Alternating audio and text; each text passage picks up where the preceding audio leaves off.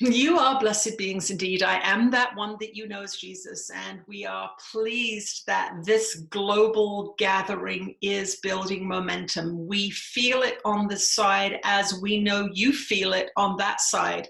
As you come together en masse, you are magnifying your desires, you are magnifying your awakening, you are magnifying connection more and more and more. The more of you that join, the more powerful this group becomes. And we want you to understand this, that this is one of the great magical devices that love manufactures or creates. The more of you that come together in love, the more exponential the growth is. And we want to speak about the evolution of your planet at this time as it relates to this subject, because many of you imagine that you must have more than 50% of the population aligned with love to bring about massive changes. That is not true. Those of you that are aligned with love and that are doing your internal work are much more powerful in your ability to create than those who are disconnected from source. And so it requires 3 to 5% of the population to want something to happen for it to happen. And so this is encouraging for you. We want you to understand that that is a very encouraging statistic, because the logical, linear, Newtonian physics that you have all been brought up on tells you that there must be a majority to tip that seesaw to the next direction. But that is not so when you're speaking in spiritual terms. And so we want you to get excited about this, because the revolution that's going on in your planet is building momentum. You see the demonstrations going on for the planet, for caring for the planet, for making better decisions around pollution and these sorts of things. You are also seeing on an energetic level, we are seeing on an energetic level, the desire for change in your financial systems, because money is causing so much difficulty for many of you. Many beings on this planet are asking for the financial situation, system, organizational hierarchy to shift, because they can't make it. They know they can't keep going the way they are, working 2 or 3 jobs or living under the poverty line. Even those of you that are blessed with financial abundance see how quickly the money goes and how quickly the tax man takes it if you begin to shine. This system is not designed to help those on the lower rungs of the financial ladder. It is not. It is designed to help those on the higher rungs of the financial ladder. And if you are attempting to go from the lower rungs to the higher rungs, you will begin to find and feel those glass ceilings, we call them, as you call them too, those seemingly invisible boundaries that you are not meant to cross. So as you evolve on your journey with your own growth, we want to speak to you about those glass ceilings in the financial realm, because a lot of you bump up against them, get uncomfortable, and then back down again. We would like your financial fears this month to become something that you all work on together. Now, we've told you about the power of this group. We have mentioned it many times, but as it relates to working on one subject en masse, you are going to get better results if you all are engaged together in the same project. So we have several examples that we would like to give you here. There are the people who are, let's say, on a low fixed income, who may very well believe that they can never get more money because they are on a low fixed income. They have in their belief system this idea that the $900 or whatever it is a month that they're getting from the government regarding their disability or their illness or their temporary inability to work is a limit on them. Those beings that are in that situation, we would like you to begin to envision money coming to you in strange forms. We would like you to envision people gifting you money. We would like you to envision opening envelopes from the mail and getting random checks from old government systems that perhaps you have forgotten about. It doesn't matter if it's real. It matters that you believe it. We must say there is somebody with their microphone active. Would all of you right now, would all of you please look at your screen and mute yourself? We cannot channel when there is feedback coming. So we are asking you, every single one of you now,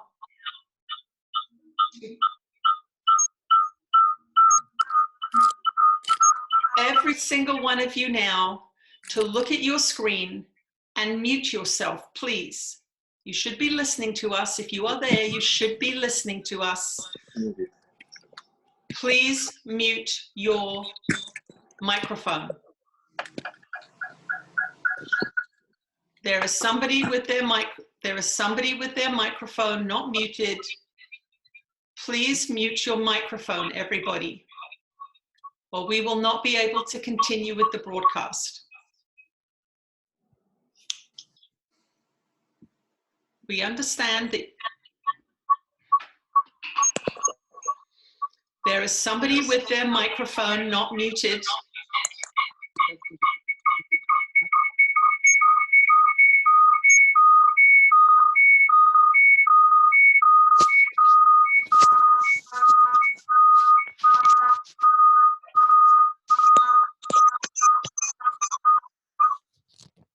Will everybody please mute their microphone? Somebody is causing a great disturbance because their microphone is not muted.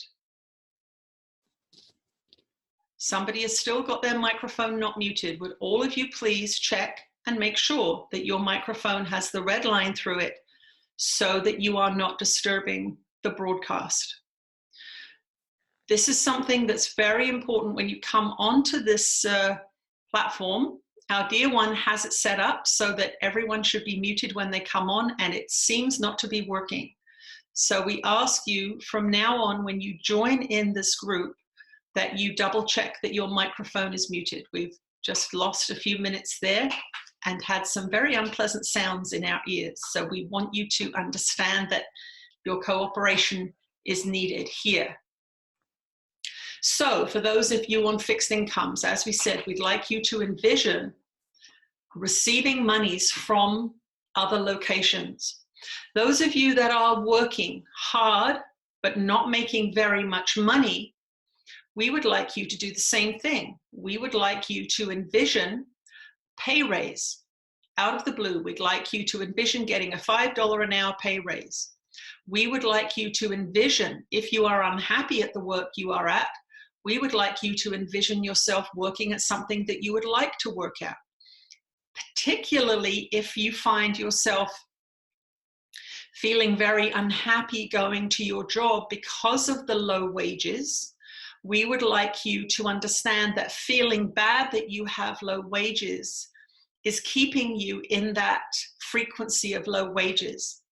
It's important for all of you to understand that if you are experiencing something that you do not like, that you do not allow it to overwhelm your frequency all the time, that you do your very best. And we understand it's difficult if you're washing hot dishes or cleaning someone else's toilet or doing something that is unpleasant, but we want you to do everything you can while you are at work to make it pleasant. That means that you are, for example, instead of complaining with your co-workers, we would like you to talk about things that you love. Talk about the good time you had on the weekend with your family, or talk about the future that you envision yourself. Speak about how nice the sun feels when you are outside. Whatever it is, do your best not to commiserate in misery with your co-workers. This is something that is very detrimental to your frequency, even though the ego tells you to do it, that misery loves company. Well, misery-loving company will keep you in that low frequency. This also goes for those of you that are sick or unwell or feeling unhealthy or under the weather. Talking about it all the time amplifies it. There are those of you that find this distressing, that you feel an identification with your unwellness, and to not talk about it feels as if you are being inauthentic. Well, it requires that you ignore reality as you see it at this time to change your frequency, because your belief systems and your ideas have brought into being what you are experiencing. Whether you understand it or not, most of what is in your consciousness that is bringing into being what you are experiencing is unconscious in you. This is what the Course in Miracles lessons are about. They are about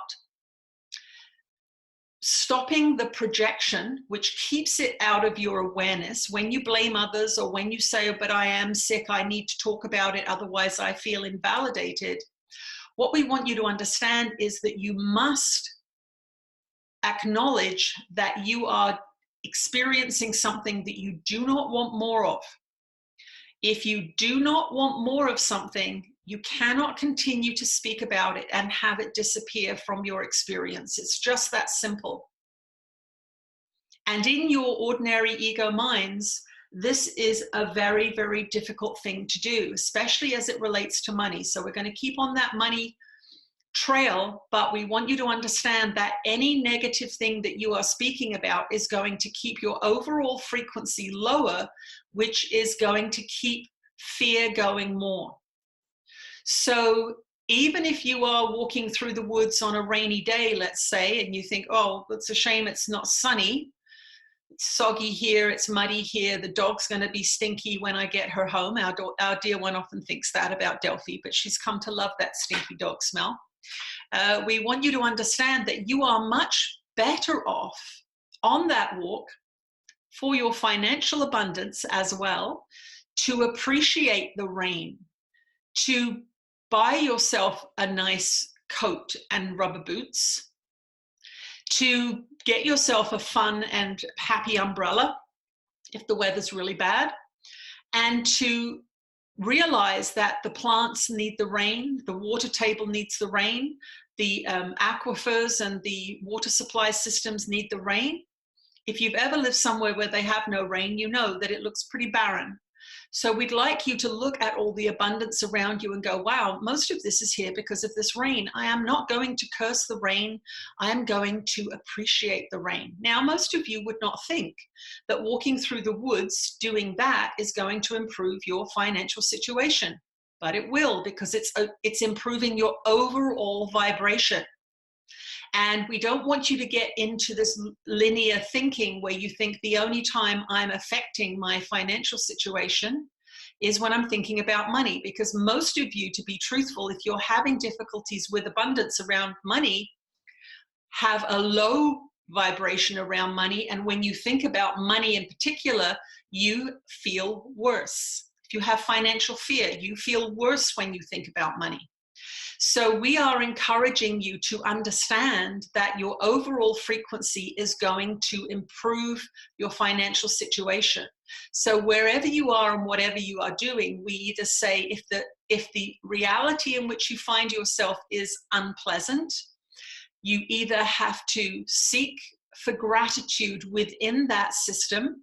So let's say if you're dishwashing and you don't want to be dishwashing, that you appreciate the warm water on your hands, that you appreciate the squeaky clean of the dishes as they are done, that the mindlessness of your job in that moment gives you the opportunity to drift off and envision something you do want. This is one of the upsides of having a mundane task. You can use it to fantasize about what you would like, and not to fantasize and say, oh, poor me, I don't have that thing, but to really get into the feeling of, oh, how would it feel if I had that thing that I would like to experience, whether it be freedom of time, abundance of money, whatever it is that you want to experience. Imagine how good it will feel to have that thing, and ignore reality. If you don't like what your reality is bringing you, the first thing you must do is accept it and say, for whatever reason, my frequency overall has brought this unpleasant situation into being for me. So I'm going to do my best to ignore it and get my vibe up, either through gratitude, as we spoke about in the rain in the forest, or by imagining yourself doing whatever it is that you would like to do. Now, there are those of you that earn a good amount of money. You may have your own home, you may have your own car, but you may still have financial fear about the supply of money ending. So for you who have more, it is gratitude that is going to raise your frequency, because you already have a lot. You may have a nice home, you may have a comfortable couch, you may have the opportunity to go on trips, you may have a choice of clothing, you may be able to go and buy yourself what you want whenever you feel like it. But a lot of people in those circumstances still feel financial fear, and they are much more likely to get laid off from work, or they are much more likely to get an ulcer or to feel sick, because they are focused on the potential loss of what they already have. And this is why materialism is a challenging mental and emotional and psychological system, because those of you without keep getting told that if you had money, you'd feel happy. But those of you that have not been taught about gratitude.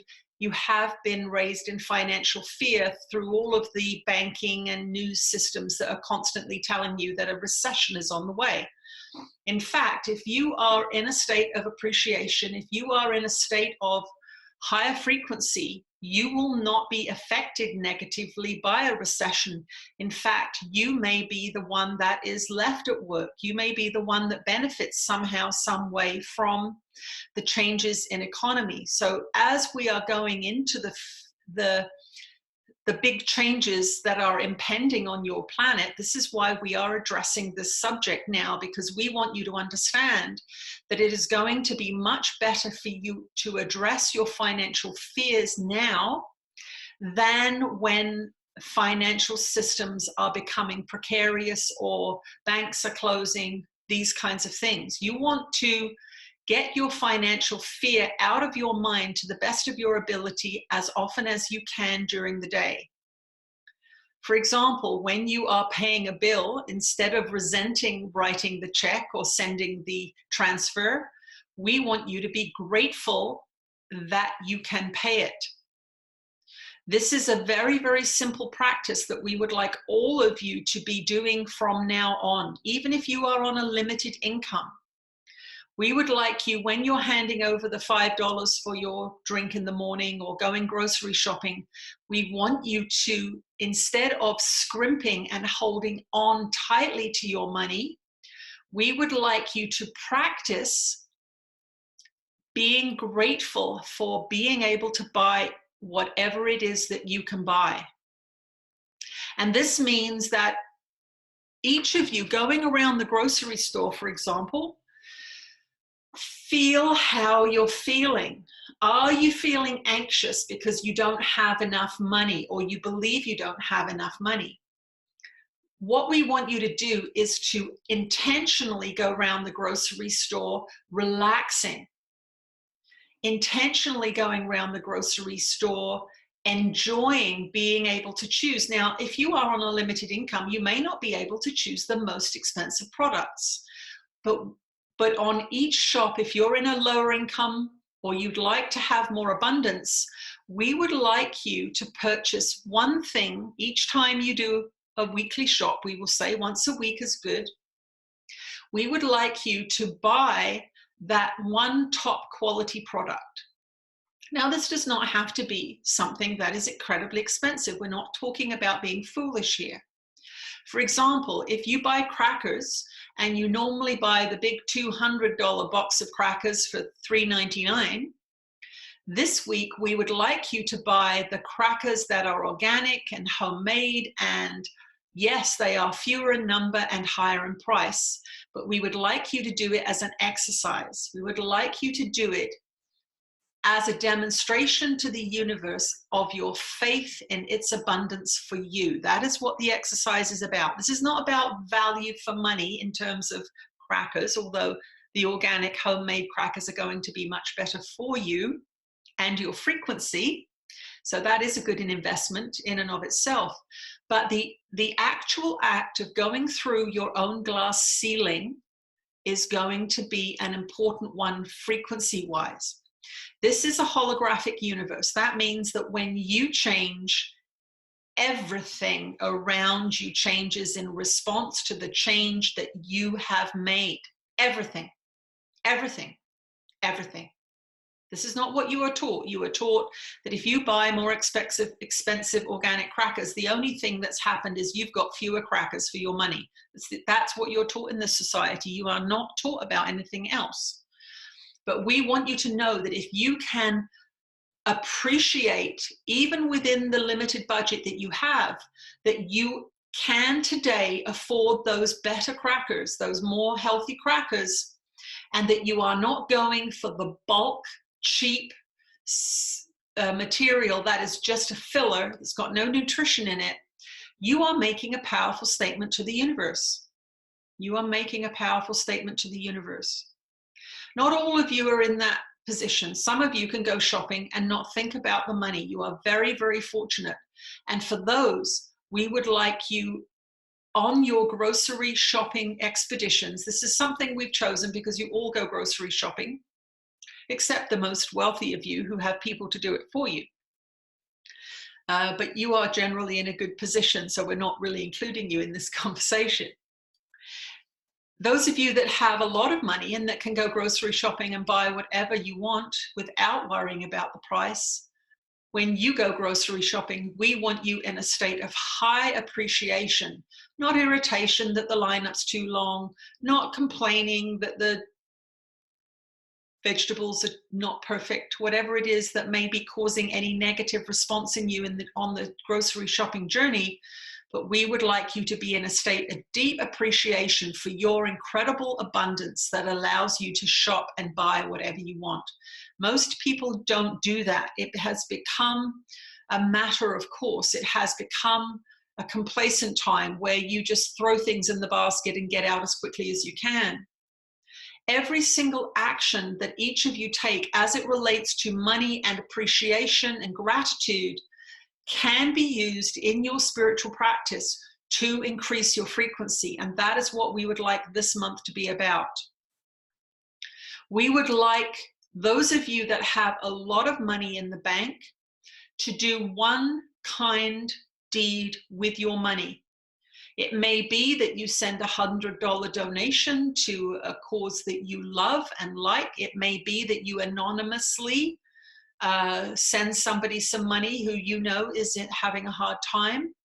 It may be that you offer an opportunity to somebody that's going to cost you some money. It could be that you offer somebody a little trip, or you offer to help someone fix their car because you know they're broke.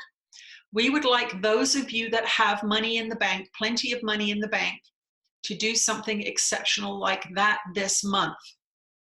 And we would like you to not seek praise for that. If you can do it anonymously, all the better. Because you are demonstrating your wealth. You are demonstrating your understanding of these principles. And you are not going to allow the ego mind to say, well, that was a waste of money. We're not going to get any benefit from that, because that's what the ego mind will say. So we want you to understand that that act of generosity and kindness and the willingness to do it, hopefully anonymously, will shift and change your world too. It doesn't matter if you're already making donations. If you're already making donations, do a little extra something for someone, some organization that you know needs help. So that is our little pep talk for all of you today. Now, we know that you are all working on different things, but the financial system is designed to cause stress. It is designed to disempower. It is designed to disconnect you from your own belief and creative abilities to live in an abundant way. It is very stress-inducing for most beings. And so this is why we have chosen this subject this month for you to work on. You can continue, of course, to work on other things that are coming up for you throughout your day, but we would like this to be your project this month, to witness when you bump up against financial fear and raise your frequency anyway. When you feel financial fear, whether it is because you think your retirement is threatened, or whether you think that your account has been hacked, or whether you are afraid to go grocery shopping because it costs too much money, each negative feeling that any of you have around money, we would like you to push through it a tiny bit this month. We would like you to push through it a tiny bit this month. Obviously, each one of you has a different situation. Each one of you has a different configuration of finances and employment, but you will know when you feel financial fear. And in that moment, we want you to say, no, I am not going to let this scarcity thought reside in my mind anymore. I am going to push through it and know. I'm going to push through it and absolutely know in every cell of my body that I am okay, that I can fix my car, I can buy the expensive jam, I can help somebody out who's having a hard time, and I will continue to be okay because I am demonstrating my belief in my abundance. I am in feeling financial fear and allowing it to constrict your energy. You are living in the ego's world, and it is saying there's not enough. We need to hoard what we have. We need to protect what we have because there's not enough out there for me. That's the ego's way.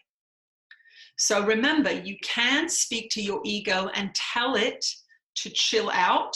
The ego is, after all, you. It is everything fearful and separation focused that you have allowed to live in your mind. So you can say, look, we are now going to function from a higher frequency, and I don't want to hear your financial fear stories or your sickness stories anymore. We are not functioning at that frequency anymore. So please stop sharing. I'm going to make the decisions from now on. This is literally what you can do with the ego, because it is you. It is everything fearful and limiting that you have allowed to live in your mind. And so when you encounter that fear response, that fight or flight response as it relates to money, you are merely experiencing the aspects of your consciousness that you have not yet dealt with. So this is the month that we want you to deal with your financial fears. We want you to say, no, I am not going to let that feeling dictate my behavior. In fact, because I felt that financial fear when I was going to buy lunch, I'm going to get the more expensive lunch, because that is my demonstration to the universe that I am no longer in that frequency, and there is enough for all of us here. There is enough for all of you here, because you are all powerful creators. You are all divine aspects of God mind, and you all have the ability to live in absolute abundance. We will return shortly. Wow. Okay.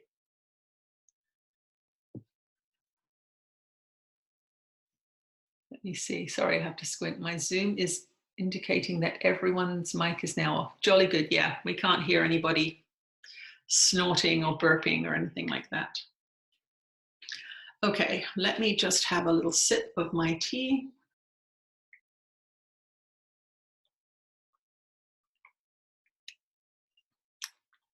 Okay, we have Anne Fuller. Hi, this is her first time on the Zoom transmission.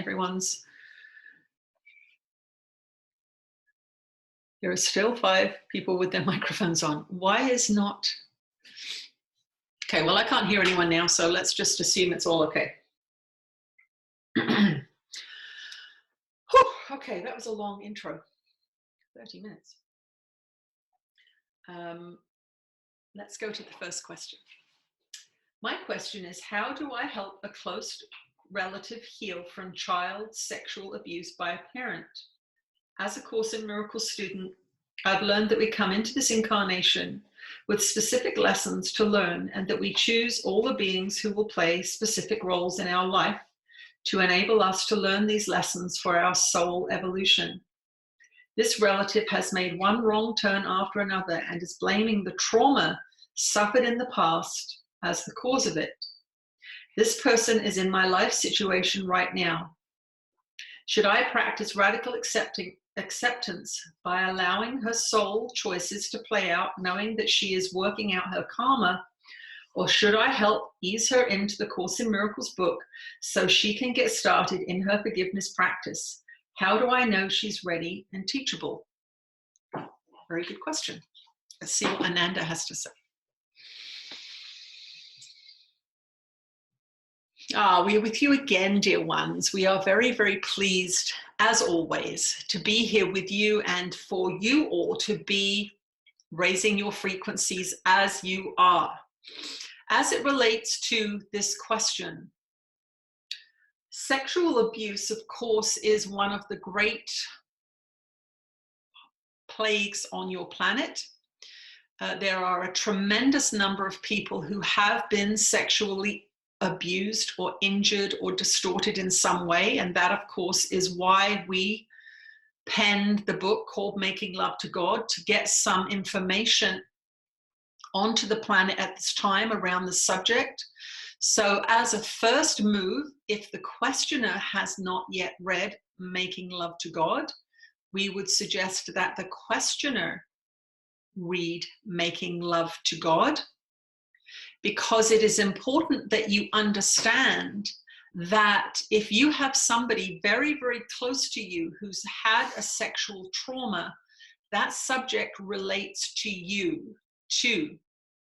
Not necessarily in that form, but if this person is very, very close to you and you are actively involved in worrying about them and this sexual trauma and how it's affecting them, we would like you to go inside as the questioner and ask yourself, how does this relate to me? Now, this may seem a sort of self-centered way of approaching it, but the first thing that you must do if you would like to raise the frequency of those around you as it relates to a particular subject is that you must raise your own frequency as it relates to that particular subject. So what's happening right now is that you have someone close to you who has a deeply distorted view around sexual energy, sexuality, and the trauma related to abuse. And that means that somewhere, somehow, some way, there is something of a similar frequency going on with you. Now, it may not be specifically about sexuality, but it probably is, because that's the form in which the message is coming to you. Now, this is not for the questioner to suddenly become afraid. Oh my goodness, I must have been sexually abused and I don't remember it. No, no, no. What we are saying is this has come to you for a reason.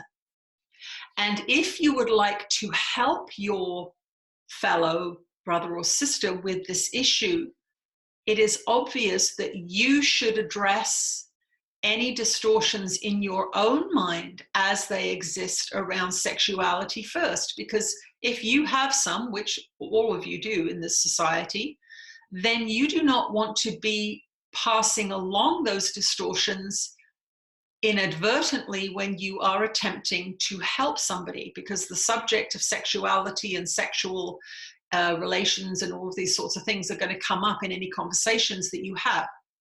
What we want you to understand is that every experience that everybody has is for them. We want you to understand that you're questioning, how can I help this other person, is for you. It is for you to help yourself come to understand your mind more deeply around this subject. This is not what you were expecting us to say. You were expecting us to give you some advice about how to heal them. But as you know from the teachings, you are the projector, and the projection brings into your vicinity opportunities, people, places, things, and experiences that bring up in you aspects that you have hidden from yourself. That is what projection is all about. And this whole world is based on projection. That means that your life is coming from you, and the problems in your life are coming from you. And the fact that they're showing up seemingly outside of you in somebody else means that there is an aspect somehow, some way of alignment with that frequency, with that subject. So this does not, again, we do not want you to panic and think, oh my God, I've got a horrible distortion in my mind that is manifesting this person in front of me, and oh my goodness, I didn't know there was anything wrong. You don't need to go into that mode. What mode we would like you to go into is, oh, okay, sexual abuse and sexual function is coming up in my experience. Let me read the book about that. And if you have already read it, read it again and make a note as you read that book, what parts trigger you, which parts frighten you, which parts you disagree with. Make a note of those things, and those will be the things that we would like you to take a look at. So this is a very, very good subject for all of you, because you all have people, places, and things, experiences arriving on your doorstep every day that involve particular subjects. It could be that you have a relative who is suffering terribly from financial lack. The first instinct that you would have is, I should give them some money. Now, we understand that this is a little contrasting the previous answer from Jesus, but bear with us. We would like you to not only consider helping them out a little bit if you have the funds, only if you have the funds, not if you don't. Do not make yourself poor as well. That's not going to help anything. But ask yourself, what financial issues do I have? Because here, sitting on my front doorstep, is a sibling with no money whatsoever, begging me to help them. Let me go into my financial beliefs and ideas and see what has been triggered in me by this situation. Remember, the ego's desperately trying to keep anything from your awareness that is frightening to you, uncomfortable for you, difficult for you to master. Remember, you come to this incarnation in particular with a lot of things that have not yet been resolved. And you are all being given the opportunity within this escalating galactic speed up to deal with things that you have not yet dealt with. So this is a very, very good approach. First of all, because if it's a financial problem or a sexual problem or a food problem, whatever it is, and it's sitting front and center or living on your couch or sleeping in your bed next to you, it is there as a reflection for you, not just for the person that is expressing it. So this is how we would like you to solve this problem. We would like you to address any sexual shame or dysfunction or fear that you have as the question asker, and spend a little bit of time getting to know your own frequency around the subject and dealing with whatever comes up in the way that you are guided to. Of course, we cannot micromanage you in these kinds of situations, but you do have a developing community. You do have a forum on which to ask these questions. If you have a deeply personal issue, we would suggest that you speak to a fellow Course in Miracles student about it, not expecting them to solve it, but giving yourself a platform where you can share some difficult information with the knowledge that you can trust somebody. Of course, we get now to the human issue, where we've approached that question from the truly spiritual point of view, which is, this is for you and it's not for them. But now we have the human issue, and this is how we would like you to address most problems. We would like you to address problems in this two-pronged way, which is, okay, as a Course in Miracles student, what does this bring up in me? Where do I share this kind of problem? Where do I share some low frequency on this subject? Because sitting on my couch is living in my bed. It must have something to do with me. Otherwise, it wouldn't be this close to me. And then you have the human solution, which is, how do I help somebody? Well, you help somebody by being healthy. You help somebody by demonstrating kindness and relaxation and defenselessness, all of those beautiful qualities that A Course in Miracles studies cultivate in each of you. But we would like you to actually express at the appropriate time, in the appropriate way, some of the teachings that you have come to understand. Now, you don't have to stand on your Course in Miracles soapbox and hold the book and stand there like a preacher, but you can say things like, in my experience, what I've found is that if I dwell on the negative, it just gets worse. You can translate it for people. If that person comes back and says, well, it's not going to work with this, I was so traumatized by this experience that I can't forget about it, you might say something like, well, if it's that deeply ingrained in your mind, it may be time to get professional help with a psychologist or a hypnotherapist or somebody like that. Could I help you find somebody who can assist you? Well, I can't afford that, they may say. That may be the person that you are going to help out financially because of your financial homework. We're not suggesting that you do that, but it could be that you could contribute to that person's therapy. But it could also be that you just once in a while in the conversation put forth the truth that you know to be true, that what you focus on gets worse, that if you don't have a trained mind, then the mind becomes a ruler of the ego mind becomes a ruler over you rather than you ruling it. You can carry your book with you without any intention of saying anything about it, and just let it be there, silently speaking its frequency. This is one of the quieter ways of sharing the information. A Course in Miracles book actually holds a frequency that will affect conversations, believe it or not. We will return shortly. All right. Speak amongst yourselves for a little minute. I'm just going to push some buttons.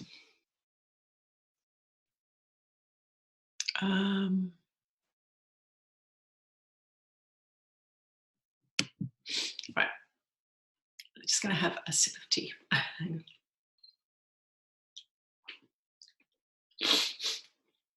Okay.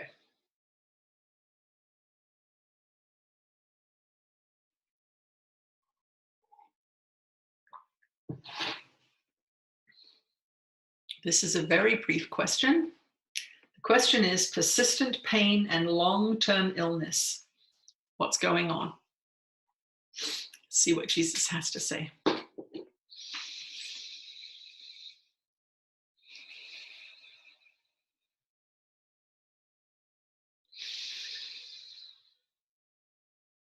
You are blessed beings indeed. I am that one that you know as Jesus. And this, of course, is one of the biggest hurdles that you face having a human body in this lower frequency realm.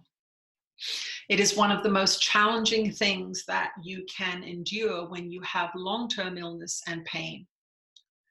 However, the solution for you with long-term illness and pain is no different than that person who has mild discomfort or sadness or discontent with what is. You have extreme discontent with what is. So it has to be that you begin to address your mind as it relates to this story. You must double down on training your mind so that you are doing whatever you are able within the constraints of your physical condition to improve the situation. That means that if you are having to lay on the couch all day because of back pain or abdominal pain or a headache or whatever it is, that you throughout that time pay attention to the thoughts that you are having about the situation. You may very well be having thoughts such as, this is never going to stop. I'm always going to be this way. Why me? Why is this happening to me? This isn't fair. You may be having thoughts like that, where we would encourage you to have thoughts like, this is only temporary. This is going to pass. Within a few minutes, this pain is going to subside and I'm going to feel better. And when I feel better, I'm going to stand up and I'm going to go for a little walk around the garden. We would like you to, in the difficult times, to breathe deeply and to focus your mind on that breath. The mind cannot do two things at once. So if you have, let's say, a sharp pain in your stomach, and you are focusing on that sharp pain in your stomach, it is going to feel magnified. It may not actually be magnified, but because you are focusing on it, you are going to be more tense, you are going to be more constricted, you are going to be more affected by that pain. If, however, you are breathing deeply and focusing on your breath, this is, of course, why they get pregnant or delivering women to breathe, is because it gets them to focus on their breath and not on the pain. And in focusing on the breath and not on the pain, you will feel less of a sensation. Now, these are all the practical, sort of on the ground human aspects of dealing with a situation. Mind training is extremely important, because if you are constantly focused on what's wrong with you, which is very, very understandable when you have a chronic long-term issue, but you must train the mind so that when there is respite, when there is a break, when there is an hour or two without pain, you are not going, I wonder when the pain's going to come back, or talking about how bad the pain was, even though it's gone now, speaking about what was wrong and what will be wrong in the future, rather than actually saying, oh my goodness, there's no pain. Let me get up. Let me do something that I can't normally do. Let me be grateful for this little window of this little opening that I have.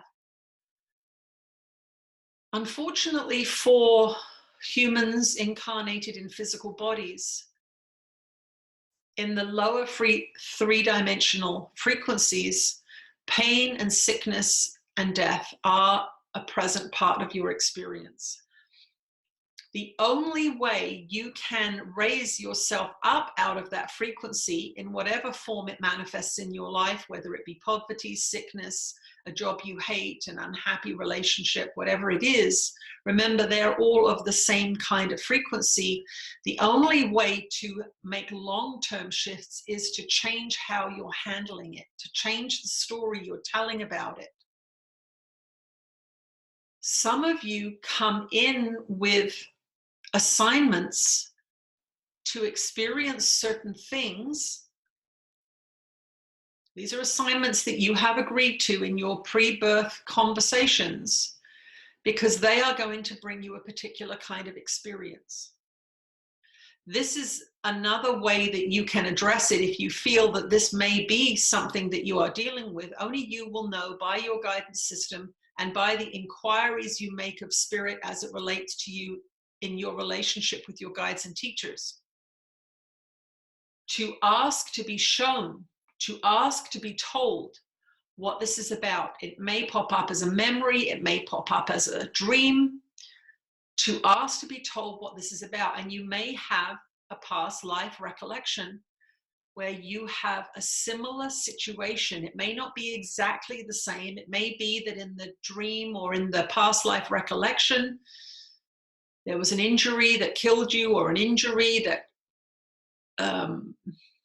infected that life perhaps, and it's in a similar location in your body. This is something that is quite frequent because there is bleed through between other incarnations and this one. Remember, this is one of many, many multiple experiences that your oversoul is constructing for you to address particular problems that have not yet been mastered.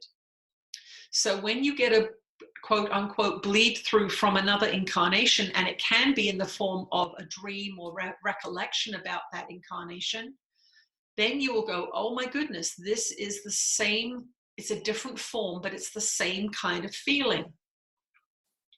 So what you can do in that situation is go, okay, this restriction that I am living with is something that I have endured in another lifetime. What is it that it's asking of me? Is it asking me to treat myself better? Is it asking me to surrender to help? Is it asking me to ask for help? Is it asking me to discipline my mind? What is it asking of me, this sickness, this restriction, this limitation? Because if it's asking something of you, then that is probably the lesson that you wanted to get from it. So if you are confined to a wheelchair, for example, or you are having a hard time moving your body and you have to get professional help or personal help to get you to do that, pay attention to how you feel about getting that help. Pay attention to how you feel about somebody assisting you.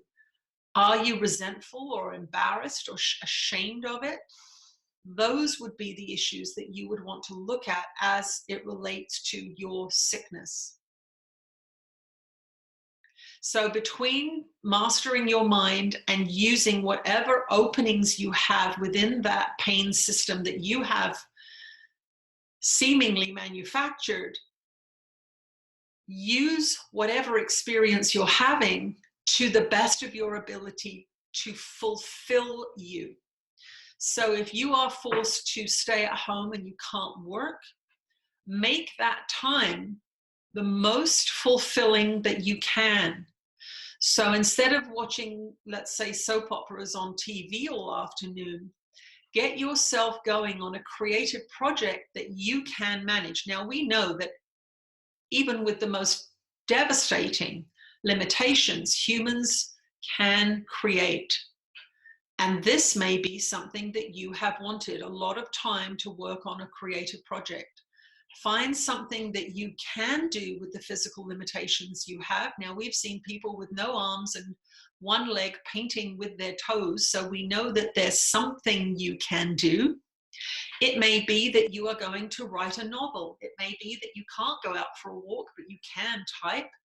It may be that you can't sit up for long periods of time, but you can stand up. Then you could find a project that you can do while you are standing. We are asking you to dig deep into the opportunities that each day offers you, even with the sickness that you are suffering from. Make each day the best you can, and do not look for the reason you're suffering, but look for the gaps in the suffering and ask yourself, am I exacerbating my suffering by the way I'm talking about this, looking at it, interpreting it? Is there something more that I could add to this situation that will improve it? We will take a short break. Somebody out there has their microphone open, so please, all of you right now, double check your microphone. We have somebody, maybe they have just come on recently, I'm not sure, but please mute your microphone, whoever you are. Thank you. Okay. Let me have a little sip of my tea.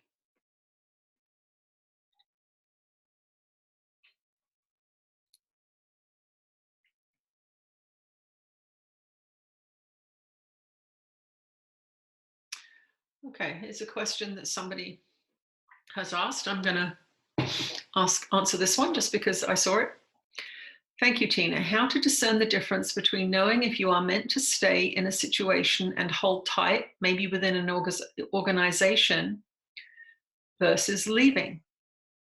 They just turned it off. Yes, they did. Okay. Let's see what Ananda has to say about staying or leaving. We're with you again, dear ones.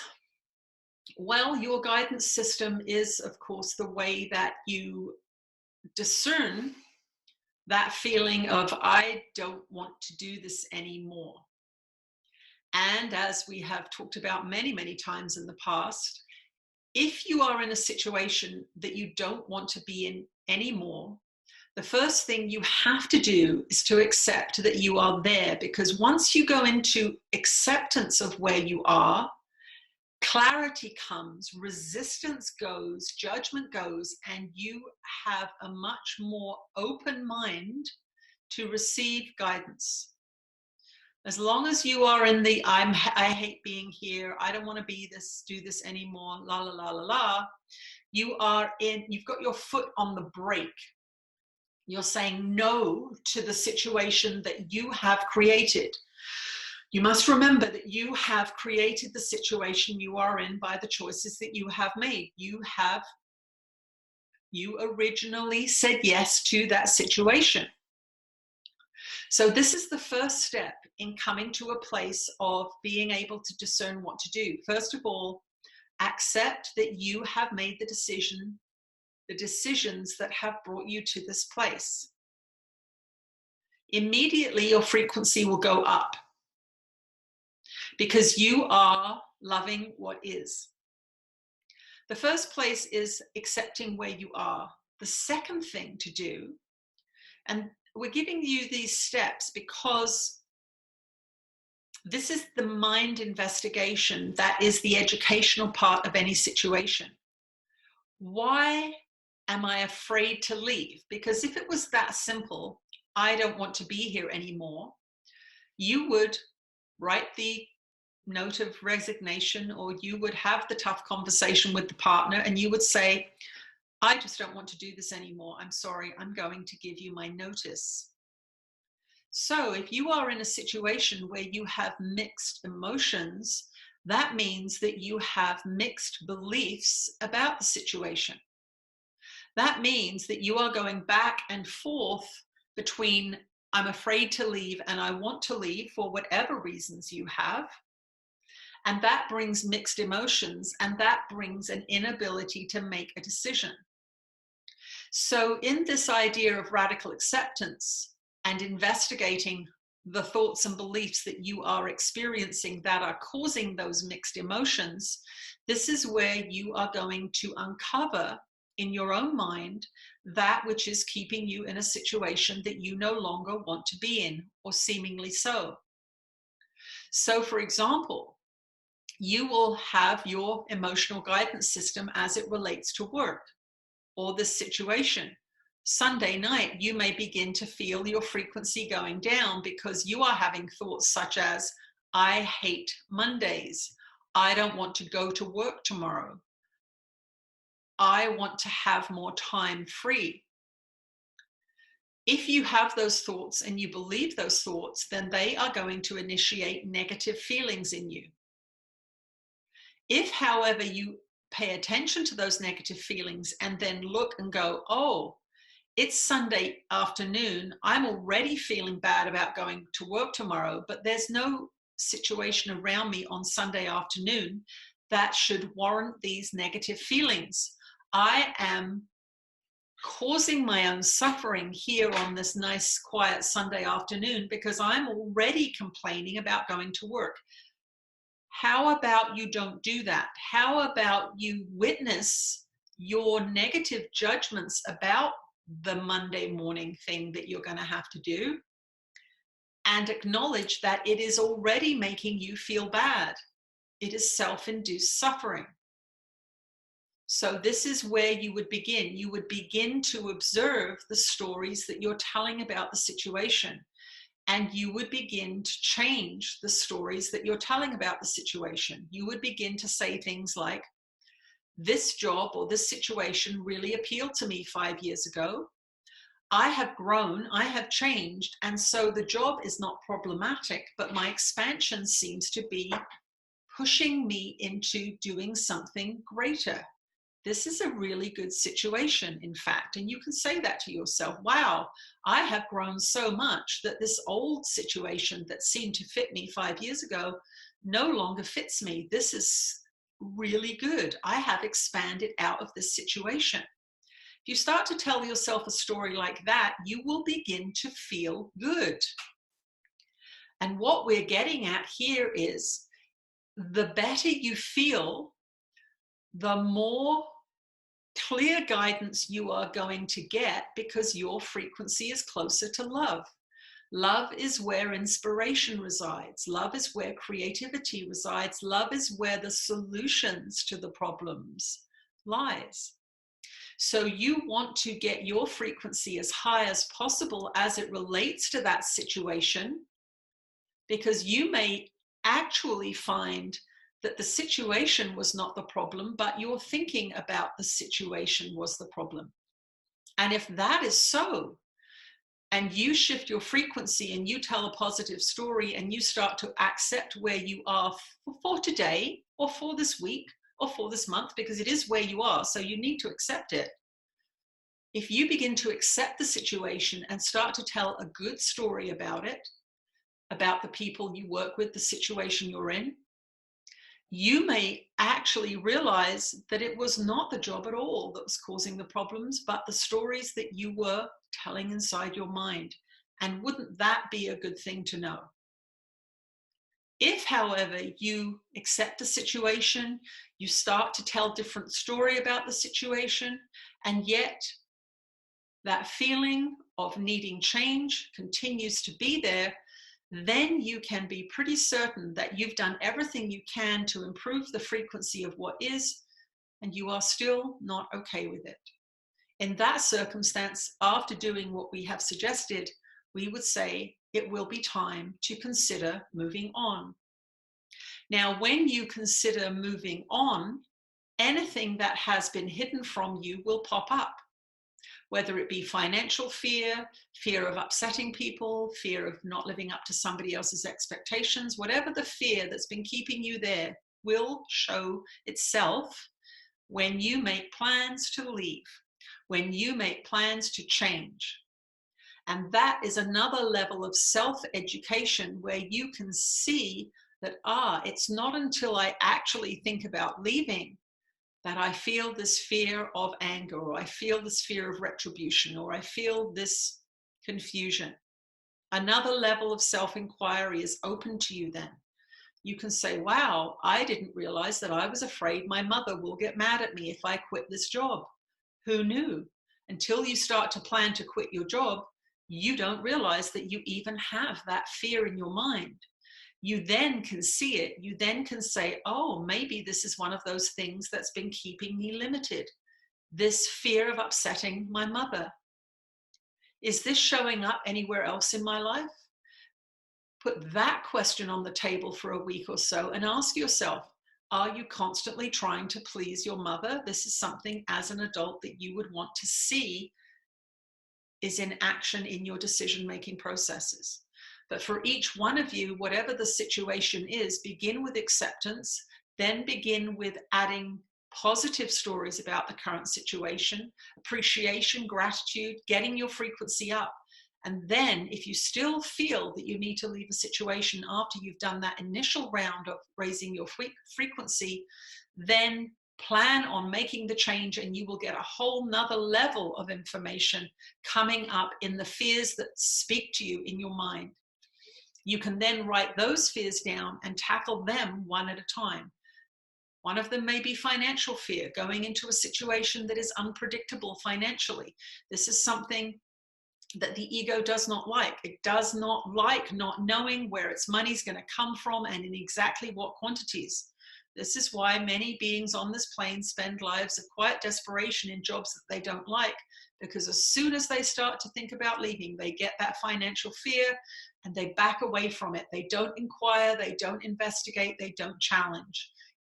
Accept, inquire, investigate, challenge, and you will continue to grow, you will continue to expand in the way that is best for you. We will return shortly.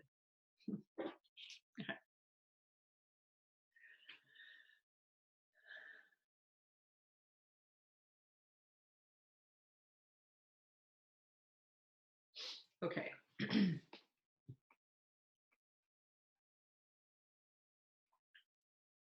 So for those of you that are new to the live streaming, I will often get 10 or 12 questions a week on the Facebook page.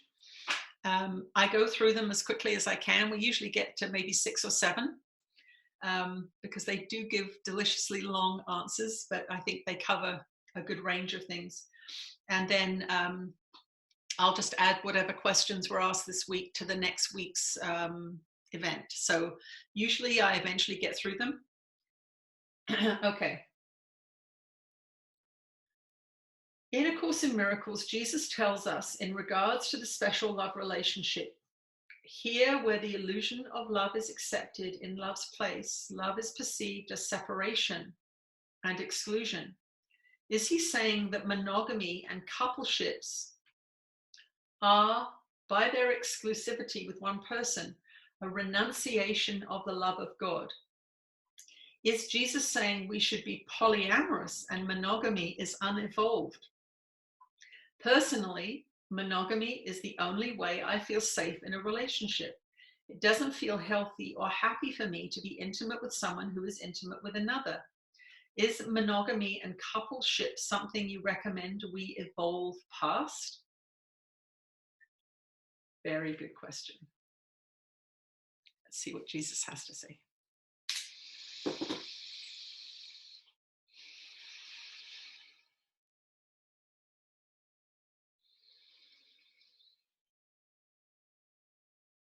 You are blessed beings indeed. I am that one that you know as Jesus. And this, of course, is the great question of your existence here on the earth plane, is it not? What is love and what does it look like? The status of most monogamous relationships on your planet is coming from the place of ego. And that is okay. You've got to remember what this place is for. It is the place you choose to come to experience the beliefs that you hold dear, your idols that you worship. So if you are in a special love relationship, we will say, and bodies are involved, that means you are sleeping together, living together, having sex together, you are going to experience a strong amplification of the ego because the body has become involved. And this is neither good nor bad. It is what it is. This is why sexual relationships, once they begin, can become problematic and can trigger things like jealousy, control, anger, feelings of imprisonment, these sorts of things. You'll notice that when you have non-physical relationships with people that you love, perhaps, and we will say non-sexual relationships with people that you love, because they can be physical in terms of touch, there is less volatility. Generally speaking, we're generalizing here. If you're a woman, let's say, and you have a female friend, you are much less likely to be jealous of that friend having another friend than, let's say, your male partner having another friend. This is because the amplification of the ego's desires and needs and wants in the sexual relationship cause a strengthening of the ego. Now, for those of you that are in relationships now, you have probably figured out a way to handle these treacherous waters of jealousy, control, anger, etc. But in doing that, you may find that you are limiting yourself. Perhaps you don't say things that have happened in your day. Perhaps you had lunch with a co-worker of a member of the opposite sex, but you know that your partner is not going to be very happy about it. But you know it's platonic. You know it's just a co-worker. But you edit yourself. You hide something. You keep that little secret. And that creates a little bit of separation at home. You may walk in the door and feel a restriction in your energy body because you are keeping a secret. You are lying, in fact. How was your day, dear? Oh, it was great. Anything exciting happen? No, just the ordinary, you know. That was a lie. And that means that communication between the partners has been curtailed by the ego's belief that the secret is harmless, that the secret is not going to make things worse, when in actual fact it does, because that shutting down of communication is an increase in separation. So for those of you in relationships, we would like you to begin to look at this idea of open communication. Now, we understand that if you've been in a relationship for many years and there is a tentative ceasefire rather than peace, you don't say this, he doesn't say that, she doesn't do this, he doesn't do that, because the other one is guaranteed to get upset. What you are seeing there is the ego in action. That means that you are restricting yourself, you are not being open, you are not being authentic. In fact, the person who you think loves you doesn't even know you. So in fact, they are not really in love with you, they are in love with the manufactured mask that you have decided through fear is the best option for you to avoid punishment or upset. This is how most people are functioning in relationships. If they were honest, most of your partners, if you were honest, most of your partners would absolutely be shocked. So is monogamy dead? No, it is not. You are all where you are in your evolutionary journey. And this is, again, we go back to this. You must accept where you are in your evolution. There are a lot of young people, for example, coming onto your planet that are very, very cautious about traditional monogamy. They see it as a prison, and often it is true, it is a prison. And they are testing out new ways of being. You must remember that for century upon century, the church did not allow evolution in this department. Marriage was a must.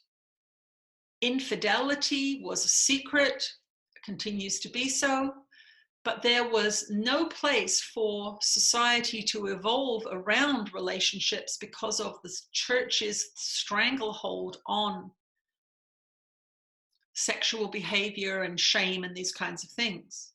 So as the church fades away from its controlling platform in certain parts of the world, in other parts of the world, it is still imprisoning people. But in your society, in Western society, you are being given the opportunity to expand and grow your idea of what love relationships look like. And we would like you, each of you, wherever you are in your life, wherever you are in your intimate relationships with people, to trust in your own guidance. If you are curious about polyamory, then open up to that idea in your mind first before you change your behavior, but open up to that idea in your mind first and see what it brings up for you, just thinking about it. You will be able to give yourself a great education just looking at the thoughts that come up when you entertain the idea. If you are married, for example, and you don't want to be married and you'd like to try being single, do the same thing. Imagine telling your partner that you don't want to be married anymore. You will find out all of the reasons why you are there. You will find out all of the reasons why you are married to this person or why you are unable to leave them. And that then would become your homework. Oh, look, I've got 4 or 5 terrifying beliefs that I've got about being single. That's why I can't leave. Now, we're not suggesting that you leave, but we are suggesting that each of you within the format of relationship that you are currently experiencing, that you inquire about it, that you ask yourself, why do I worry when my partner doesn't come home at the same time each night? Why am I constantly asking questions about where he or she is going? Why am I nervous whenever they want to go out with that particular friend? What is it in me that is fearful? What is it in me that is limiting? What is it in me that is curious? What is it in me that is excited? What is it in me that is revealing itself to me through this relationship? So there is no one right way, but we will say that when the body becomes involved, the ego is triggered because the body is the ego's playground. We would suggest that if you want to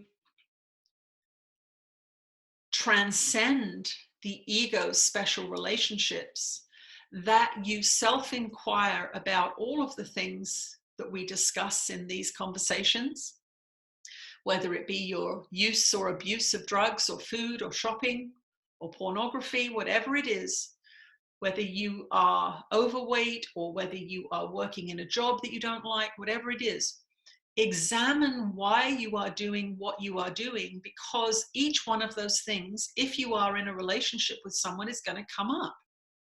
If you have profound financial fear, it's going to come up in a relationship. It's going to reveal itself in that close, intimate relationship. And so close, intimate, physical relationships trigger everything that relates to the ego mind. And this is one of the reasons why we suggest taking your time if you are going to become involved in a relationship. Take time to address the fears, the worries that you have about becoming involved with somebody or leaving somebody. It doesn't really matter. Use everything that you have at your disposal to come to understand your fears, to come to understand your control mechanisms, to come to understand why you will sacrifice yourself for somebody else. You will come to understand these things if you inquire about them.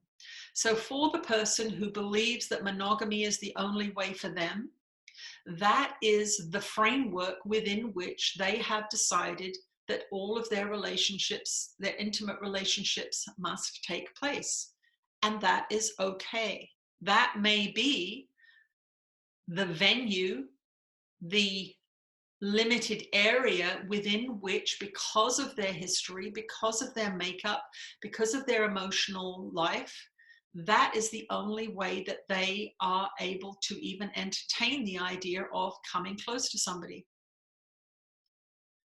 The special relationship is any relationship that stands out above others. Any relationship that you deem special. Any relationship that brings up feelings in you that other people don't bring up in you.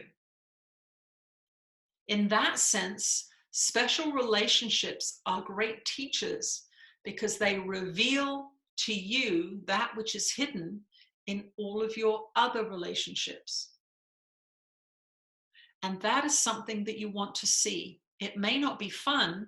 It may not be a good time to be around you when you are triggered, but you will have revealed to you your beliefs about yourself, your beliefs about others.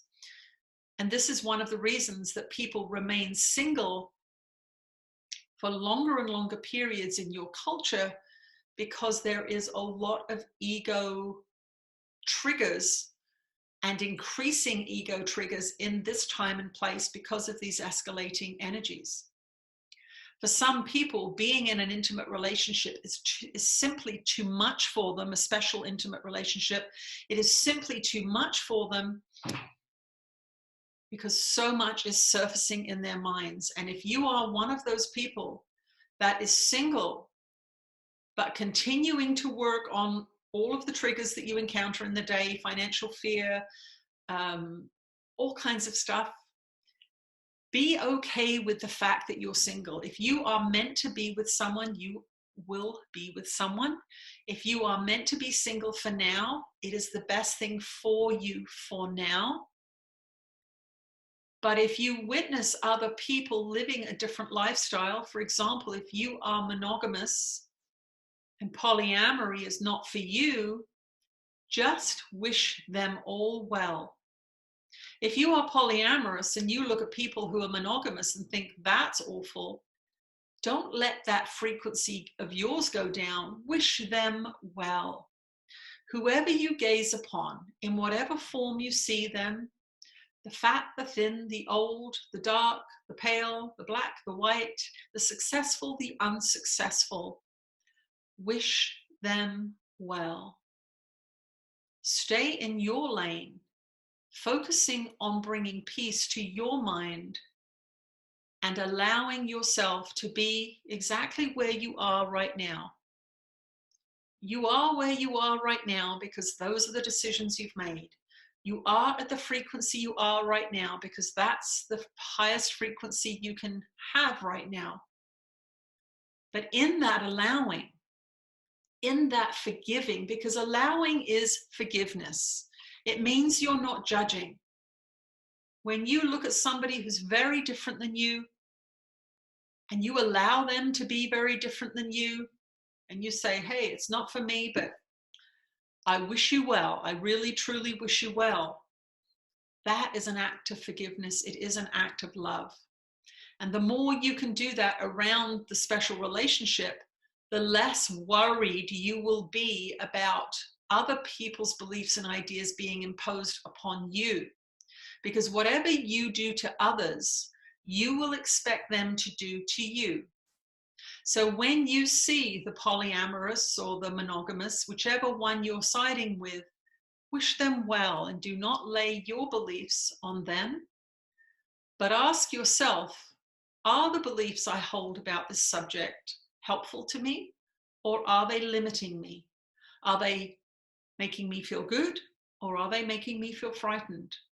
If they are making you feel bad or frightened or limited, inquire into them. Push yourself and say, does it have to be this way? Or could there be another way for me? You must remember, this is a world of separation. And the intensely monogamous couple is separated from the rest of humanity. They do everything together. They don't want to split apart. They must be hooked in together. And it's very much this idea of you and me against the world. And it is a form of separation. Healthy relationships are kind. They allow each being to follow their passions. They encourage each other to have healthy friendships and meet each other's friends, have social engagements where everybody is welcome. They do not manifest jealousy. They do not manifest control. They do not manifest fear. But for most of you in this time and place, that is something to aspire to. You may be lucky and know somebody who's managed to have a love relationship that is like that. Watch what they do. Watch how they are with each other. And copy their behavior. Talk to them and ask them how they manage to create such a lovely relationship. And if you see people in relationships that are dysfunctional and unhappy, thank them for showing you how not to do it. Watch how they speak to each other. Watch how they control each other. Watch how they limit each other. And say to yourself, that is not what I want. So I am going to do the opposite of what they are doing because I can see that they're not happy and it's not bringing them long-term peace and fulfillment. So just as with every other thing, look at your inner reaction response to others, to the possibility of change, and just become incredibly curious about what your ego is telling you, what your mind is telling you, and what your hopes and dreams and desires are leading you towards. This is the journey that all of you are on. You are listening to your hopes and your dreams and desires, and you are listening to the conditioned beliefs and ideas that shut them down. You discern them by how you feel. You discern them by how happy you are. You discern what works for you by the beneficent effect it has on your life. So keep it simple, clarify your minds, discipline your minds, get yourself in alignment with non-physical love, fulfilling your dreams, listening to that guidance that says, I'd really like to do that, or I'd really like to do this. And in listening to that guidance, following that guidance little by little each day, doing something each day to take you closer to the experiences you would like to have, letting go of the things that are no longer working for you, gently and lovingly accepting where you are, the situation you're in, and any changes that you might like to make, you will slowly and steadily create a life that is a happy dream. Eventually, you will all leave this place, but you won't leave this place by dying. You will leave this place by living fully, by expressing yourselves lovingly and completely, and living an authentic life where thought, word, and deed are all the same, where you are congruent, where you are in alignment with love and in alignment with yourself. I am that one that you know as Jesus. And we will speak to you again soon.